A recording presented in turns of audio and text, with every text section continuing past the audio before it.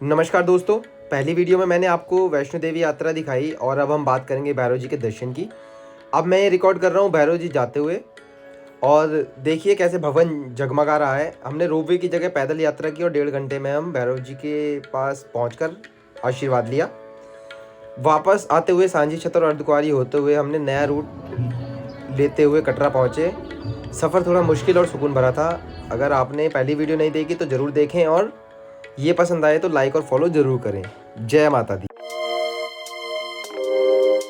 रात के बजे 2:30, भैरव बाबा के दर्शन कर लिए। आके अभी थोड़ी देर रेस्ट के मूड में हूँ और इसके बाद चलेंगे धीमी स्पीड से नीचे। इसी के साथ हम निकल चुके हैं नीचे के लिए। अभी भैरव बाबा जी के दर्शन कर चुके हैं और अब हम जा रहे हैं नीचे और नज़ारा कुछ ऐसा दिख रहा है रात में ऊपर से कि पूरा कटरा दिख रहा है। हो सकता है यहाँ पे जम्मू भी थोड़ी लाइटें दिख रही हैं जम्मू की।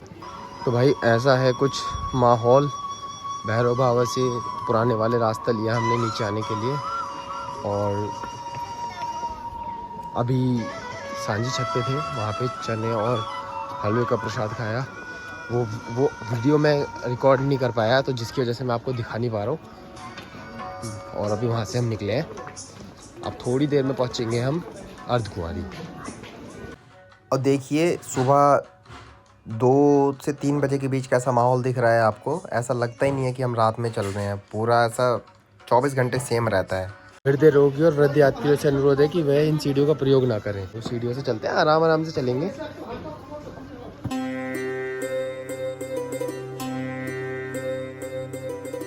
क्योंकि सीढ़ियाँ देख के मन में लालच आता है कि चलो भैया सीढ़ियों से चलते हैं, जल्दी पहुँच जाएंगे। लेकिन जैसे स्टार्ट करते हैं उसके बाद ऐसा लगता है कि भाई गलती कर दी सीढ़ियाँ लेके, सीढ़ियों से आना ही नहीं चाहिए था। बीच में ही रियलाइज़ हो जाता है ये बात। भाई गलत सीढ़ियों पर चढ़ गया हूँ अब की बार, तो ख़त्म ही नहीं होके तेरी। पिछले 10 मिनट से हूँ सीढ़ियों पे ही और अभी भी सीढ़ियों पे ही हूँ, ख़त्म ही नहीं हो रही।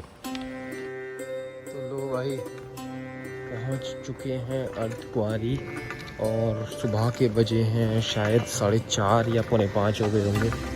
अब हम पहुँच चुके हैं। देख लीजिए कैसा माहौल है। शैलीपुत्र भवन और जगमग ये अर्धकुंवारी मंदिर, जिसको गर्भजून गुफा भी कहते हैं। जैसे कि स्टार्टिंग में दिखाया मैंने वीडियो में आपको। देख लीजिए भाई साहब कैसा माहौल है।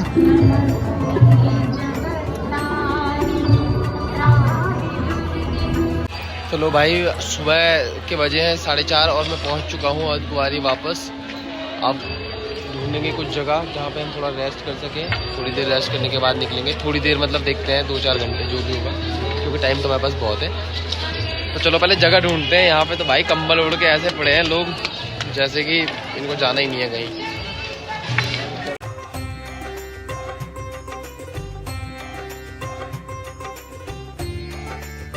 भाई थैंकफुली जब मैं सुबह यहाँ पे पहुँचा था अर्धकुंवारी पे तो मुझे एक डॉर्मेट्री मिल गया था, तो वहाँ पे हम सो गए थे थोड़ी देर के लिए। थोड़ी देर का मतलब 4-5 घंटे के लिए कि कुछ खाएंगे पहले, मतलब लंच ही करेंगे। फिर उसके बाद हम गर्भजून का स्टेटस देखेंगे कि वहाँ का क्या स्टेटस है, क्योंकि कल हमने स्लिप ली थी ना, पर्ची ली थी हमने कल वहाँ की। हमारा नंबर लगेगा, अगर रात तक लगेगा तो हम पहले ही निकल जाएंगे घर।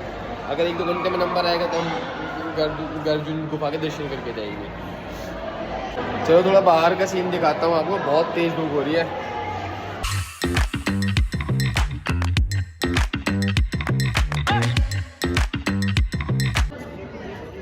ये देखो पूरा कटरा दिख रहा है यहाँ से।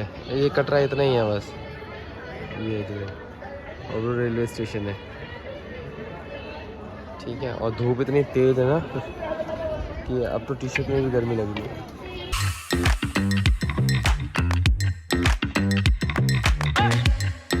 लेटेस्ट भाई अपडेट ये है कि गर्भजून में नंबर आएगा नहीं, क्योंकि हमारे पास टोकन नंबर 165 और अभी चल रहा है 80 और टाइम अब हमारे पास इसके हिसाब से तो कम है। टोकन नंबर से अभी हम काफ़ी पीछे हैं। ये वो टोकन नंबर है जिसकी मैं बात कर रहा हूँ। तो ग्रुप नंबर 80 चल रहा है, हमारा 165 है भाई। तो नंबर है नहीं पॉसिबल, हो सकता है कल रात भी, आज रात को भी ना आए, कल आएगा। तो चलो यहाँ से निकलते हैं, अब धीमे धीमे चलते हैं नीचे। तो भाई भाई ये लंगर वाला रास्ता जब आप अगर आप लेना चाहते हैं तो ये आपको मिलेगा कहाँ से? जब आप वापस आ रहे होते हैं ना दर्शन करके, अर्धकुंवारी जब आप पहुंचने वाले होते हो, वो भी नए रास्ते से, तो उससे 100 मीटर पहले एक रास्ता नीचे की तरफ यू टर्न लेके जा रहा होता है, वहाँ पे लिखा भी है ताराकोटी लंगर वाला रास्ता, और वहाँ से आप जा सकते हैं।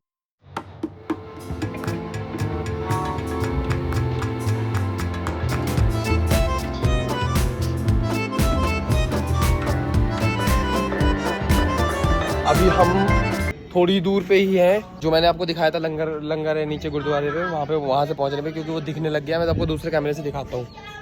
देखो पेड़ों के बीच में से ये जो आपको दिख रहा है ना पानी भरा हुआ, ये उसी के अंदर है। चलो, लेकिन सीढ़ियों से नहीं जाएंगे, अब की बार जाएंगे रैंप से।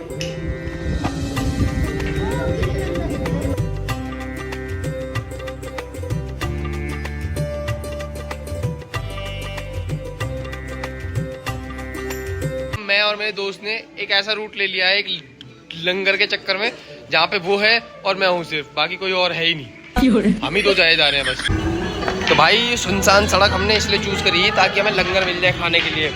अभी तक लंगर तक पहुँचे नहीं है, अभी मैंने दिखाया था आपको, ऐसा लग रहा था यहीं पहुँच जाएंगे 2 मिनट में, बट अभी तक पहुँचे नहीं है।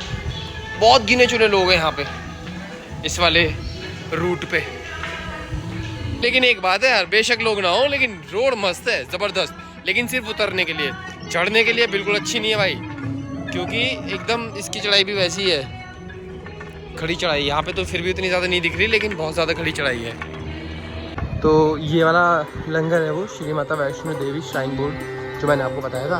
अभी फिलहाल हम यहाँ पे आ चुके हैं और लोग देखिए अंदर लंगर ले रहे हैं, खा रहे हैं। और ये वाला पानी दिखा रहा था मैं आपको ऊपर से। चलो अंदर चलते हैं फिलहाल।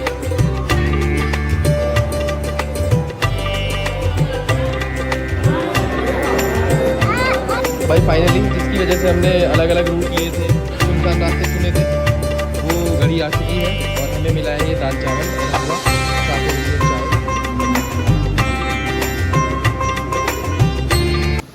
और ऐसा है कुछ बाहर का नज़ारा। लंगर हॉल के बाहर देखा हमने तो ये बहुत सुंदर फव्वारा चल रहा था।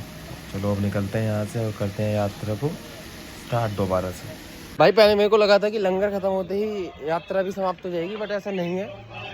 अभी लंगर के बाद तकरीबन 2 किलोमीटर भी चल चुके हैं हम, लेकिन अभी एंड पॉइंट पे पहुँचे नहीं हैं।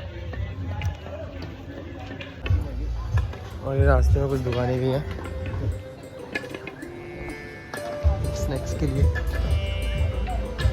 रास्ता मस्त है, लेकिन ये बैठने के लिए प्रॉपर और मोर देन इनफ सीट्स भी अवेलेबल है। कुछ भी हो, लेकिन अभी हम यात्रा समाप्ति की ओर ऑलमोस्ट पहुंच चुके हैं। हर मोड़ पे ऐसा लग रहा है कि लास्ट मोड़ होगा, तो कभी भी यात्रा समाप्त हो सकती है। और जैसे ही हमारी यात्रा समाप्त होती है, हमें सबसे पहले जाके प्रसाद लेना है और फिर रात को 11:25 पे ट्रेन है। बस यही है अभी तक का प्लान। तो फाइनली ये वाला मोड़ वो आखिरी मोड़ है जहाँ पे यात्रा हमारी समाप्त हो जाएगी। आईडी सबमिट करते हैं और यात्रा को करते हैं समाप्त। जय माता दी, और फिर दोबारा जल्दी आएंगे।